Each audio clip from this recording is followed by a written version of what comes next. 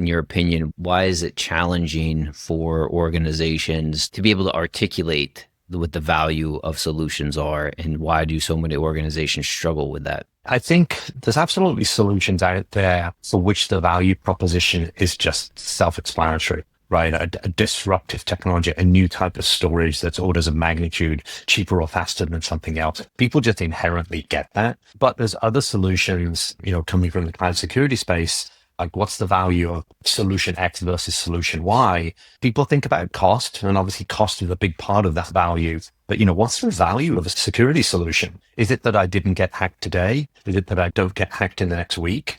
Inevitably, I will get breached, but is the value that I can recover, I can detect that breach more quickly and recover in an order of magnitude shorter period of time. I think when you get into outcomes that customers actually care about, it can get very nuanced and very complex. And it sort of depends on the type of salesperson you have as to whether they can hold that conversation themselves, or if they need somebody to come in and have those conversations. A value proposition can be something fairly straightforward, or if you have to get into a lot of like productivity calculations and NPV type calculations, those sort of financial metrics, then I think a specialized team or practice really starts to be very, very powerful. But if it's something that you can ingrain into the sales team to say, not just talk about use cases and features of what our solution or service does, but why a customer should care. If you can sort of drive that discipline, then I think it's a lot easier to move to that mode of selling. Yes, I think especially so, and we've talked about this before, in a competitive marketplace, and I think your answer alluded to this,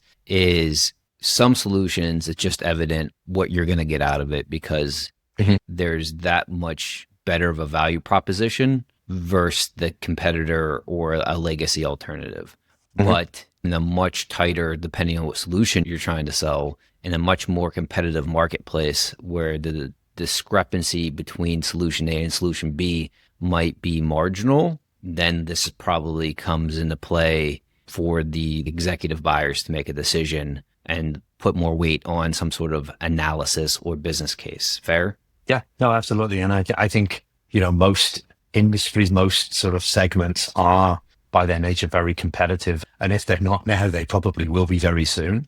And that's why I think focusing on the value you're delivering to a prospect and a customer is that much more important, because switching costs today are so much lower than for many solutions. Some solutions not at all, but in many cases, if I'm a customer and I'm using solution X for something, if I decide I don't really like it or I see something better, in many cases it's a subscription. I can just say, yeah, you know what, I'm not renewing, I'm going to go with something else because it's cheaper, right? The unit economics are cheaper. So for that vendor, making sure that you're having a value conversation is really important, because otherwise it comes down to cost. And with most software, cost reductions are a stroke of a discount pen. So it can be pretty challenging. So it is very sort of industry and use case dependent.